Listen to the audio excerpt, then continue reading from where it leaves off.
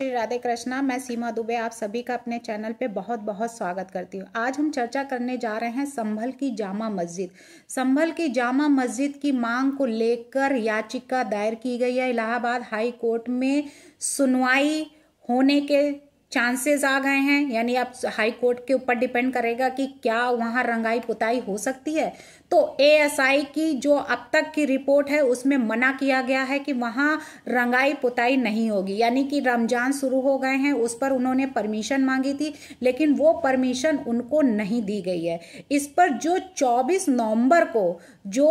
वहां पे दंगे भड़के थे, कई लोग वहां घायल हुए थे, कई लोगों की डेथ हुई थी, उस पर जो बवाल वहां मचा था 24 नवंबर 2024 को, उस पर लेकर जो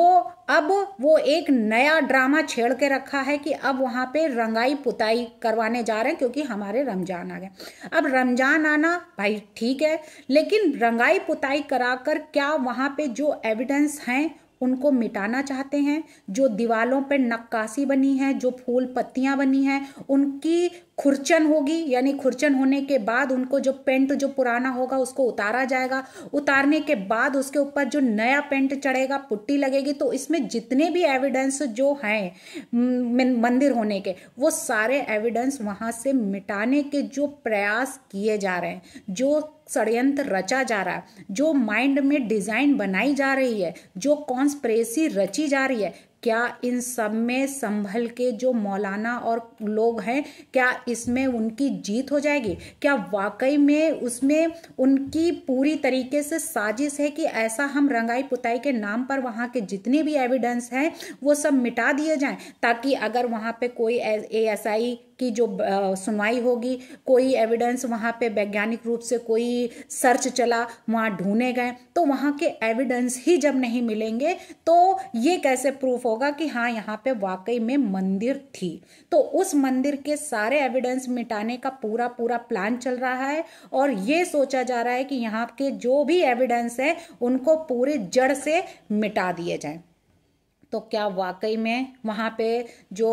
विष्णु जैन है उनके ऊपर भी कई ब्लेम लगाए गए हैं कि नारेबाजी कर रहे थे? उन्होंने कहा मैं कसम खाता हूँ, ऐसा अगर कोई प्रूफ कर देता है तो मैं झुकने को तैयार हूँ। तो ऐसी ऐसी हरकतें, ऐसे ऐसे कांड, तो क्या संभल का जामा मस्जिद को लेकर जो इस समय पे रिपोर्टें आ रही हैं, जो बवाल कटा हुआ, क्या इसमें वाकई में उनकी कोई समझी सोची साजिश है? क्या वाकई में हिंदुओं की जो वहाँ पे मंदिर होने के दावे किए जा रहे हैं, वहाँ पे जो पूजा पाठ नवरात्रों में ये हो रहा है कि वहाँ पे पूजा पाठ करने के लिए पट खोले जाएं, वहाँ पे पूजा पाठ हिंदू भी अपनी आस्था जो है वहाँ जागृत करेगा, तो क्या इन सब को लेकर वहाँ पे संभल में पूरी तरीके से डिज़ाइन बना चुके हैं मौलाना? क्या वहाँ पे पूरी तरीके से पूरी व्यवस्थाएं स्थापित हो चुकी हैं कि किस तरीके से हम वहाँ पे जो एविडेंस हैं उन एविडेंस को कैसे हम उनको पूरी तरीके से नष्ट कर दें, कैसे उनकी जो मंदिरों के जो कुछ भी एविडेंस ना मिलने पाए, कोई भी रिपोर्ट आए, कोई भी सर्वे आए तो उसमें किसी तरीके का कोई एविडेंस छोड़ा ही ना जाए, इसके लिए पूरी प्लानिंग शुरू हो गई। तो वो शुरू हुई थी वहां पे कि पेंट कराया जाए। तो पेंट कराने पर जो रोक लगाई गई है, क्या अब उससे वाकई में मुस्लिम पक्ष के जितने भी मौलाना हैं, जो भी हैं, वो उनके ऊपर क्या वाकई में झटका लग चुका है? क्या वाकई में अब वो सोच नहीं पा रहे हैं कि अब कोई नई प्लानिंग, अब वो कौन सा खेल खेलें? वहीं पर जो संभल की जामा मस्जिद है उसको लेकर जो इतना विवाद छिड़ा हुआ है और उसको लेकर जो कोर्ट में भी गया हुआ है इसका केस, यानी कि जो विष्णु गुप्ता है, विष्णु जैन, वो इस केस को देख रहे हैं। वहीं पे जो ये दावा किया जा रहा मुस्लिम पक्ष का कि ये मस्जिद ही है ना कि ये मंदिर है, लेकिन हिंदू पक्ष कह रहे हैं कि नहीं, ये यहाँ पे हरिहर मंदिर था और बाबर के टाइम पे जो उन्होंने तुड़वा कर इस मंदिर को और मस्जिद का निर्माण बनवाया, यानी जामा मस्जिद बनवाई। तो संभल की जामा मस्जिद का जो निर्माण कराया था तो वो 1528 28 को मीर वेग ने बनवाया था, लेकिन उस समय पे जो इस मस्जिद का मुगल सम्राट था वो बाबर था, और बाबर के आदेश पर ही इस मंदिर को तुड़वाकर मस्जिद का जो पत्थर, जो गुम्मद था, उसको रखा गया था। और वहीं पे यहाँ पे जो हिंदू पक्ष है वो इसका दावा कर रहा है कि नहीं, ये मंदिर नहीं, यहाँ पे मंदिर ही था, ना कि यहाँ पे मस्जिद था।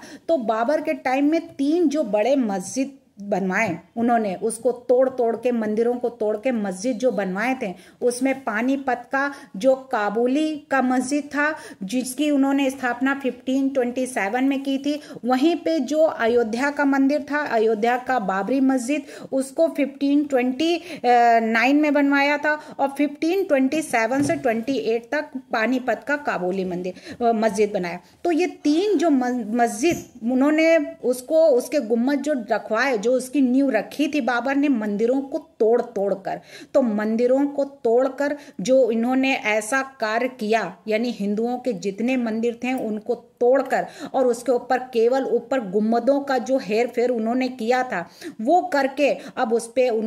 जो मुस्लिम पक्ष है उसमें अपना हक जमा रहे हैं कि ये हमारा मस्जिद है, ना कि यहाँ पे कोई मंदिर था। तो उस मंदिर के जो एविडेंस है उनको छुपाने के लिए जो वो षड्यंत्र रच रहे हैं, उनका वो जो षड्यंत्र है वो रंगाई करना और पुताई करना। वहीं संभल के जो जामा मस्जिद की पुताई पर जो रोक के बाद मुस्लिम पक्ष को जो झटका लगा है, उस झटके से हाई कोर्ट में एएसआई की रिपोर्ट के आधार पर यह भी कहा है कि मस्जिद की रंगाई और पुताई जरूरी नहीं है, उसमें ये बाद में भी हो सकती है, केवल जो भी हो वो अपना साफ सफाई कर लीजिए, धुलाई कर लीजिए। जैसे हर घरों में, हम हिंदुओं में भी होली दीपावली में अगर कोई नहीं जरूरत नहीं होती है, पहले से ही अगर उसमें कोई विवाद है तो उस घर की केवल धुलाई और साफ सफाई की जाती है, मंदिरों की हो जाती है। ये नहीं है कि त्योहार आया तो उसका हमें पुताई ही करके, पेंट करके, चमका कर ही हमें दिखाना है। लेकिन जो चीज विवादित पहले से ही है क्या, या फिर उसमें कोई ऐसा षड्यंत्र है जो इसको हम रंग पुताई करके इसको छुपाएं, तो उस पर जो रोक लगाई गई है बिल्कुल सही है। इसमें किसी को भी झटका या फिर किसी को चिढ़ने की जरूरत नहीं है। इस फैसले से हिंदू समुदाय जो है वो बड़ी ही अपनी खुशी जता रहा है कि नवरात्रि में जो परिसर में पूजा और की अनुमति मांगी गई थी तो उस अनुमति की मांग की है, और हिंदू पक्ष ने पुताई की ओर से मंदिर में चिन्हों को मिटाने की आशंका जो जताई है। तो रमजान में मुस्लिम पक्ष को पुताई की अनुमति देने पर नवरात्र परिसर में पूजा की अनुमति देने की मांग की है कि अब जो भी होगा तो वो नवरात्रि के टाइम पे ही होगा, यानी कि उसमें जब ये होगा कि हाँ वाकई में यहाँ हरिहर मंदिर था। तो इधर जो इस पूरे केस की देखरेख कर रहे हैं यानी वकील विष्णु जैन के बयान से न्यायिक आयोग ने दर्ज कर दिए हैं मामले, और उसमें संभल हिंसा के दौरान विष्णु शंकर जैन ने शाही जामा मस्जिद के अंदर मौजूद थे जिस समय पे ये घटना हुई थी। तो न्यायिक आयोग ने तकरीबन कम से कम 3 घंटे तक विष्णु जैन के बयान लिए। बयान लेने के बाद विष्णु जैन ने कहा, हमने जो 19 और 24 नवंबर को जो घटना हुई थी उस घटना के बारे में उनसे जो पूछा गया तो उन्होंने जवाब दिया कि हमने पूरा ये घटनाक्रम देखा और सुना।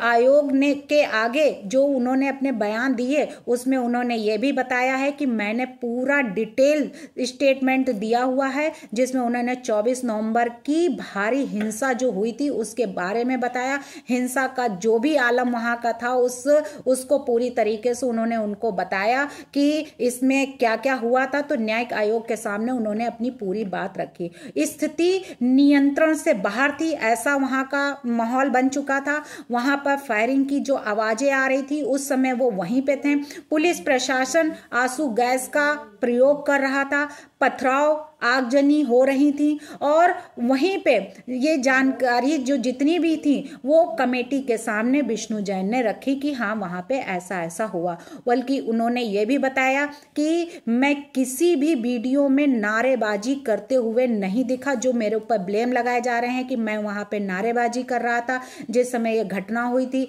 ऐसा हुआ था। तो अगर ऐसा हो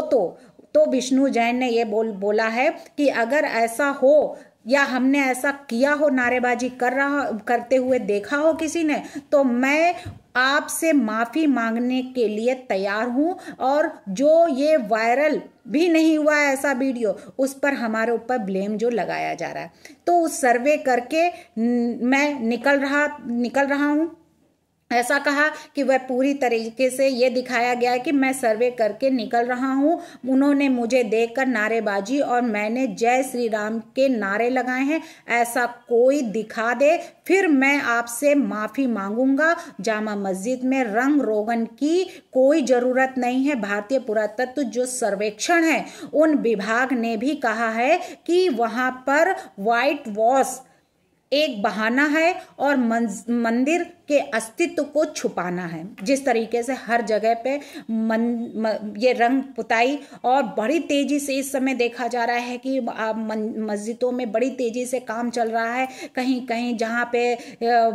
मुस्लिम बहुमूल्य है वहाँ पे क्या हो रहा है कि फटाफट वहाँ पे एंटिंग पेंटिंग जो भी है ऊपर की सब हटा के उस पर प्लास्टर नया चढ़ाकर उस पर पुट्टी लगाकर बाकायदा पेंट वेंट करके मस्जिदें तैयार की जा रही हैं, ताकि ऐसा ना हो कि सरकार एक्शन ले उससे पहले ही हम सारे एविडेंस पहले से ही मिटा दें। तो ये उनके माइंड में चल रहा है। यहाँ तक कि दिल्ली के ब्रह्मपुरी इलाके में गली नंबर जो 14 है और गली नंबर 13 है, तो 14 में एक मस्जिद बनी हुई है जहाँ पे एक हनुमान जी का मंदिर है, जहाँ हिंदू जो है वहाँ पे मंदिर में पूजा करना बंद कर दिया, क्योंकि वो गंदगी से वहाँ पे जो लोग कुल्ला करते हैं गंदी से टीका छीट बोलते हैं